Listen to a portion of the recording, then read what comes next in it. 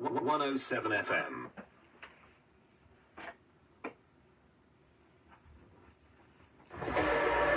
सुबह होती है, शाम होती है, जिंदगी यूं ही तमाम होती है। थोड़ी हंसी, जरा सी मुस्कुराहट और ठहाके। कुछ लेता जा, कुछ देता जा। संडे टू थर्सडे हर सुबह 6:30 से 9:30 तक नाजिया के साथ live only on FM 107। 107 FM. दोहा में इस वक्त सुबह के ठीक 9 बजे हैं। अस्सलाम वालेकुम वरहमतुल्लाहि वबरकातुहू।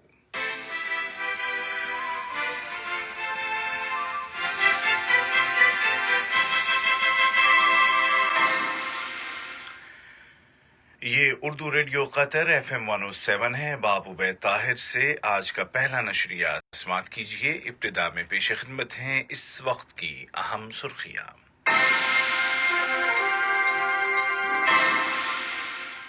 साहिब सुमू अमीर शेख तमीम बिन हमद आल थानी ने मुल्क में मुतय्यन किए गए 7 नए सुफरा से उनकी असनाद सिफारत वसूल की। अल जजीरा चैनल के दस्तावेजी प्रोग्राम अल मसाफत सिफर में इंकशाफ किया गया है कि मुहासरा करने वाले मुल्कों ने कतर पर फौज कशी की मंसूबाबंदी मुहासरे से पहले कर ली थी। और कोरोना वायरस के खिलाफ कामयाबियां जारी हैं और इस वबा के असरात से निमटने के लिए प्राइवेट सेक्टर की सपोर्ट के लिए कतर ने एक आलमी पहल शुरू करने का ऐलान किया है। और अब पेश खिदमत है आज का पहला मुफस्सल नशरिया।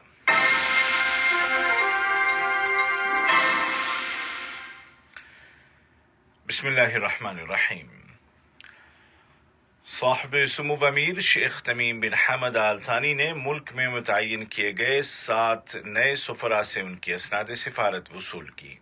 इन सुफरा में जर्मनी के सफ़ीर डॉक्टर क्लाउडियस फिशबाख, हॉलैंड की सफ़ीर मोहतरमा मिरियान कैमिस्ट्रा, बांग्लादेश के सफ़ीर जनाब मोहम्मद जशीमुद्दीन, मलेशिया के सफ़ीर जनाब जैमशैरी बिन शाहरान, ऑस्ट्रिया की सफ़ीर मोहतरमा कैरिन फिशटेंगर, कजाकिस्तान के सफ़ीर जनाब अरमान इसा गैलीव और यूनान की सफ़ीर मोहतरमा हेलिनी मेखालू बोलू शामिल हैं।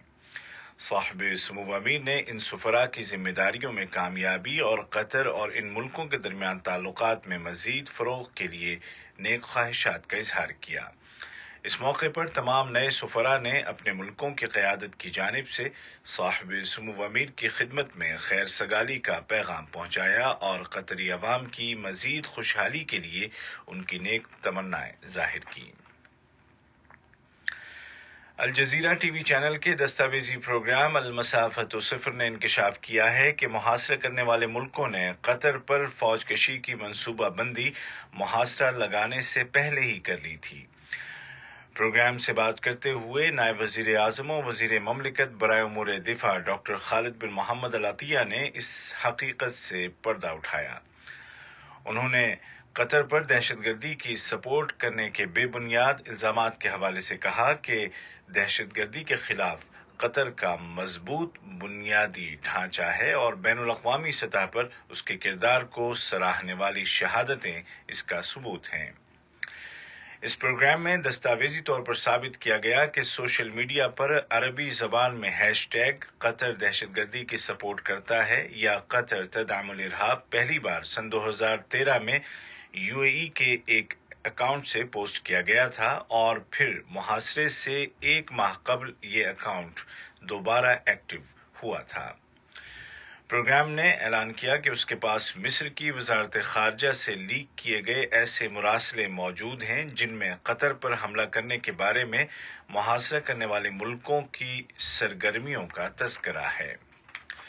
प्रोग्राम अल मसाफत सिफर ने मिस्र के दारुल हुकूमत काहिरा में मौजूद ऐसे नेटवर्क का नामों के साथ इंकशाफ किया जो कतर और तुर्की पर हमले करने में माहिर हैं।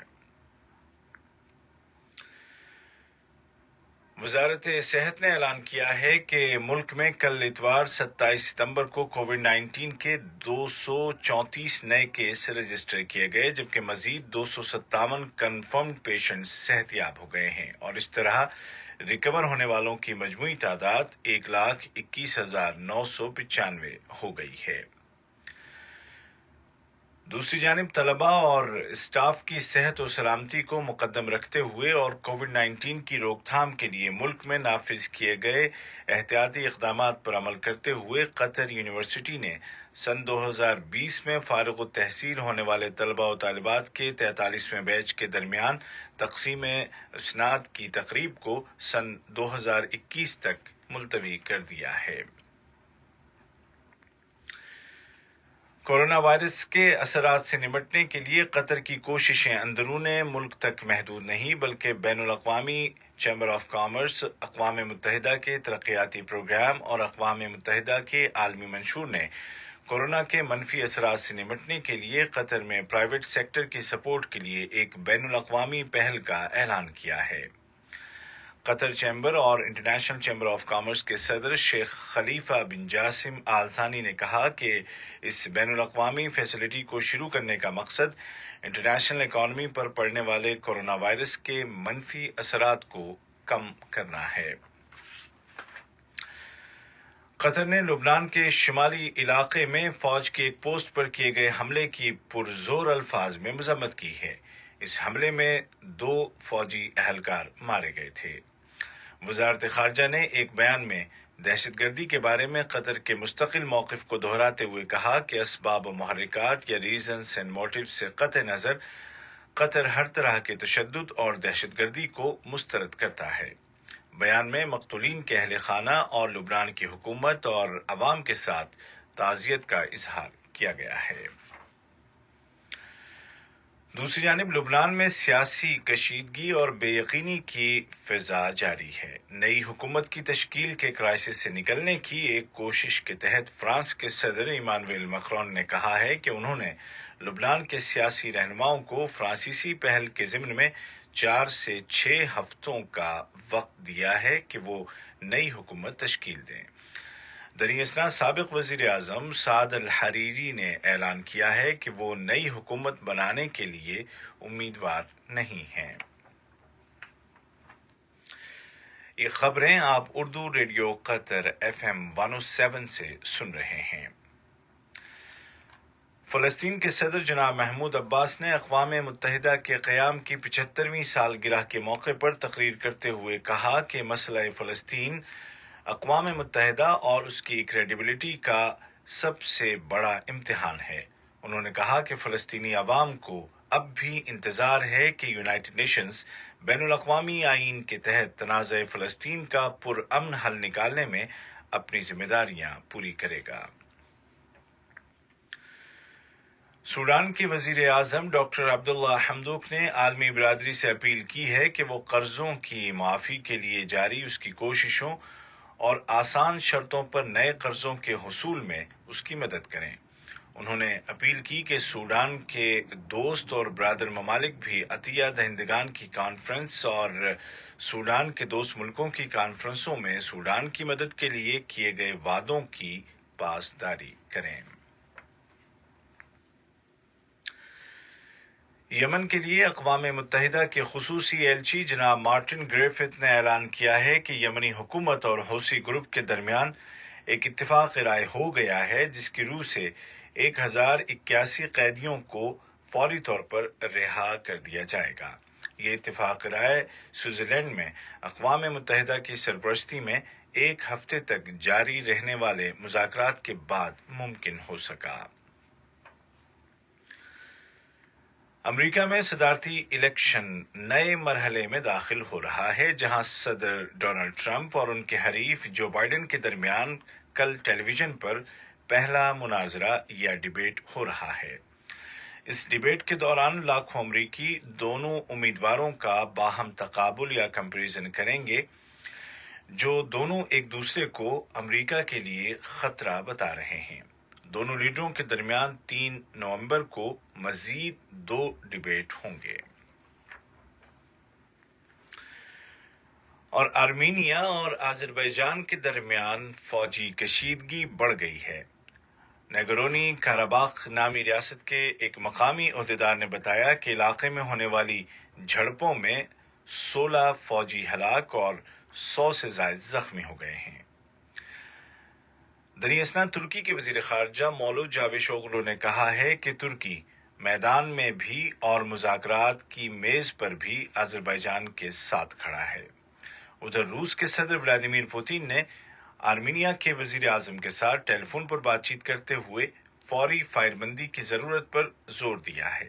یورپی یونین نے بھی دشمنانہ کارروائیوں کو فوری طور پر روکنے کا مطالبہ کیا ہے۔ دوسری جانب آذربائیجان نے حالت جنگ کا اعلان کرتے ہوئے آدھی رات سے ملک کے دارالحکومت اور اکثر علاقوں میں کرفیو لگا دیا ہے۔ امریکی صدر ٹرمپ نے کہا ہے کہ امریکہ آذربائیجان اور آرمینیا کے درمیان پرتشدد کارروائیوں کو روکنے کی کوشش کر رہا ہے۔ ادھر ایران کے وزیر خارجہ جواد ظریف نے کہا ہے کہ قراباخ میں جاری لڑائی کو فوراً بند کیا جائے اور آرمینیا کے ساتھ بات چیت شروع کی جائے۔ انہوں نے کہا کہ ایران دونوں ملکوں کے درمیان ثالثی کے لیے تیار ہے۔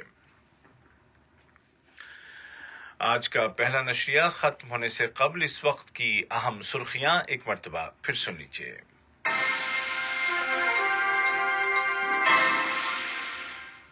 صاحب سمو امیر شیخ تمیم بن حمد آل ثانی نے ملک میں متعین کیے گئے 7 ملکوں کے نئے سفراء سے ان کی اسناد سفارت وصول کی۔ الجزیرہ ٹی وی چینل کے دستاویزی پروگرام المسافہ 0 میں انکشاف کیا گیا ہے کہ محاصرہ کرنے والے ملکوں نے قطر پر حملے کی منصوبہ بندی محاصرے سے پہلے ہی کر لی تھی۔ اور کورونا وائرس کے خلاف قطر کی کامیابیاں جاری ہیں اور اس وبا کے اثرات سے نمٹنے کے لیے پرائیویٹ سیکٹر کی سپورٹ کے لیے قطر نے ایک عالمی پہل شروع کرنے کا اعلان کیا ہے۔